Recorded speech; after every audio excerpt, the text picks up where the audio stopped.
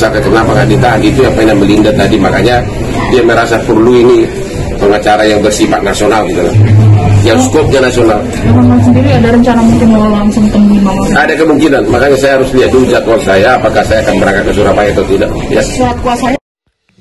Halo Sobat Fakta 5D, bertemu lagi dengan 5D yang terus mengabarkan fakta viral seputar selebritas tanah air yang terus saja bikin berita, dan dengan berita mereka tetap eksis di ranah media. Hotman Paris nampaknya tidak main-main dalam kasus Vena Melinda, KDRT yang dialaminya dengan Ferry Irawan. Hotman Paris berencana akan langsung mengunjungi Polda Jatim di Surabaya untuk melihat dengan jelas kasus ini dari dekat, melihat bukti-buktinya, melihat visumnya, dan juga melihat kemungkinan agar Ferry Irawan segera ditahan.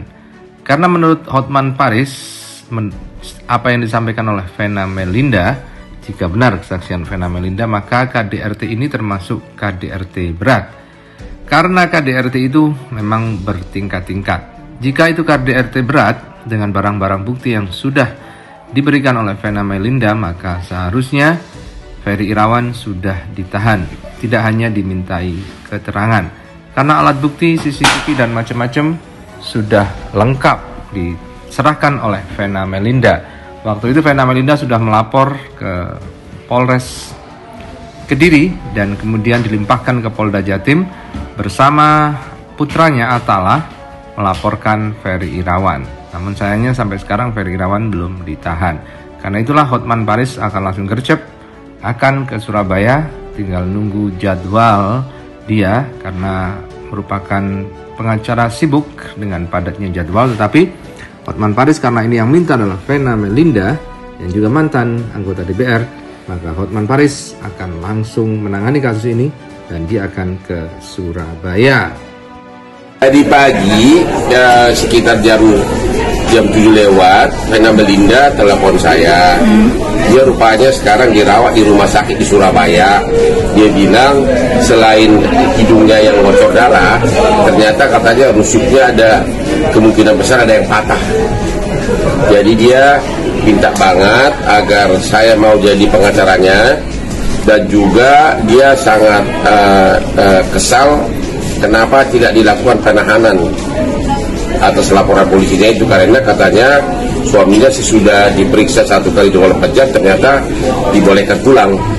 Jadi dia minta aku untuk memperkuat tim pengacara dia yang sebelumnya sudah ada, yaitu adik kandungnya. Tapi bakal ada kemungkinan jadi pengacara Mbak Vena atau gimana? Kemungkinan besar ya. Bang, Mama Vena sendiri ceritain kronologisnya sampai itu dia bisa. Nggak, saya belum bisa ngomong secara detail. Tapi memang dia berusaha membela diri sampai akhirnya dia bisa keluar kamar dengan hidung yang sudah berdarah-darah, sampai kemudian juga kelihatan di CCTV hotel, dan akhirnya petugas hotel datang dan polisi dipanggil. Mengenai motifnya saya belum bisa ngomong secara detail. Bang, pencocokan ini berulang atau baru sekali aja Bang pencocokan ini? Sepertinya sebelumnya sudah ada pencocokan mereka. Ya.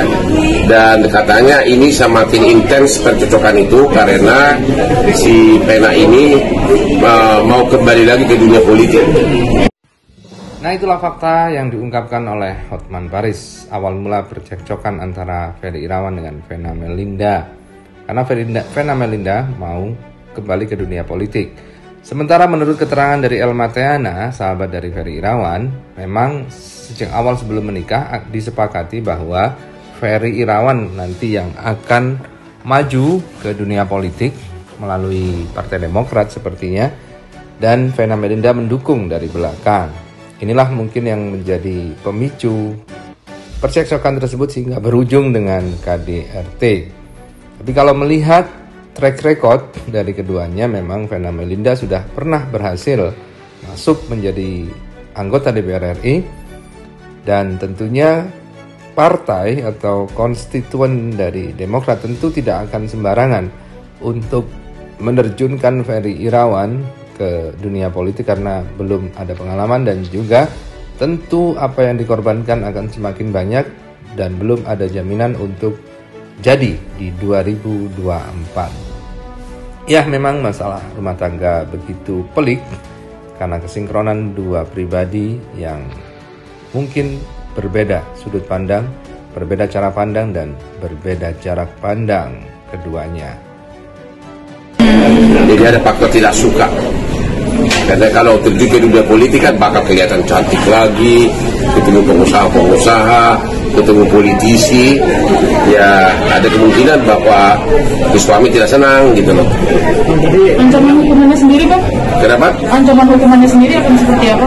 Ya tergantung kalau KDRT ringan atau KDRT berat. Makanya ini ya, kalau si Pena mengatakan dia merasa ini termasuk KDRT berat, itu kata Pena. Tapi saya kan belum lihat buktinya. Buktinya kan dalam kasus siapa itu yang di selatan itu yang ya itu langsung ditahan. Nah ini makanya dia protes kenapa ini nggak ditahan gitu. Bang, ini kan kasus kan berjalan di Surabaya. di Jawa Timur. Tapi dia udah limpahkan ke Polda Surabaya. Nah, akan dilimpahkan ke Jakarta mungkin? Nah itu akan karena kasus seperti ini kan yang berwenang kan hanya 3 Polres Kediri, Polda Jawa Timur atau Mabes. Kalau Mabes kan seluruh Indonesia.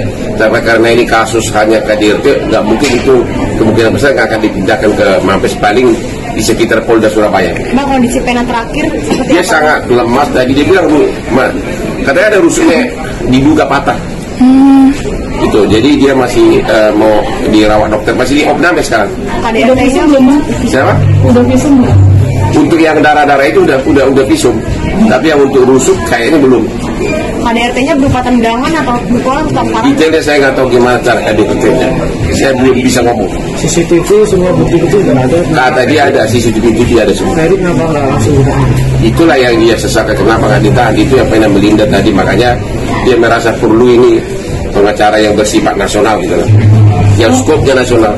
Bang sendiri ada rencana mungkin mau langsung temui Mama? Ada kemungkinan, makanya saya harus lihat dulu jadwal saya, apakah saya akan berangkat ke Surabaya atau tidak. Ya. Surat kuasanya mungkin Bang sudah. Belum, baru tadi pagi diminta. Dan adiknya pun yang pengacara, si Reza lagi di sana juga.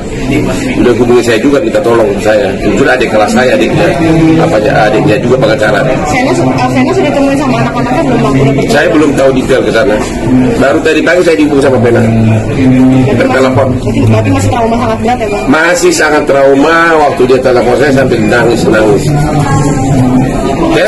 Oke, Thank you. Thank you, Bang.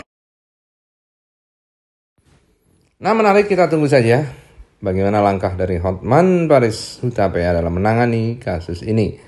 Dan bahkan di luar sana juga berkembang ada dugaan settingan soal foto-foto yang beredar di media sosial, foto berdarah-darahnya Vena Melinda.